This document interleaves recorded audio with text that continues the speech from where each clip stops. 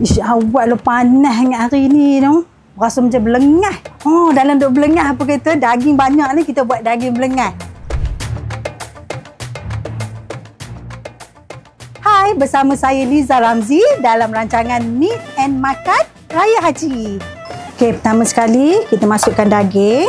Lepas tu letakkan sedikit air, tak perlu banyak, sedikit je bagi kita rebus kejap. Okey, tunggu sampai dia kering air, baru kita masuk bahan-bahan lain. Okey, air rebusan daging pun dah kering, kita masukkan minyak. Ada api pun dah ada minyak. So, korang boleh dapatkan di pasaran. Okey, minyak pun dah ada, kita masukkan minyak. Masukkan cili padi. Agak-agak lah ya, kalau suka pedas, tambah sikit. Acau rata. Gorengkan sekejap, bagi dia mesra dengan cili tu kan. Lepas tu masukkan sos lada hitam, gorengkan sekejap, bagi dia mesra. Lepas tu kita masukkan carrot.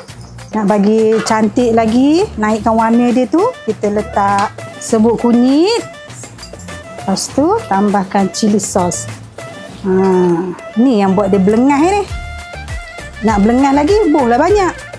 Last sekali, kita masukkan bawang holland dengan cili. Bagi naikkan lagi warna dia, kata kan? Okey, kacau-kacau-kacau, siap. Okey, jangan lupa cuba resepi ni tau. Senang sangat. Boleh makan dengan ketupat, dengan nasi,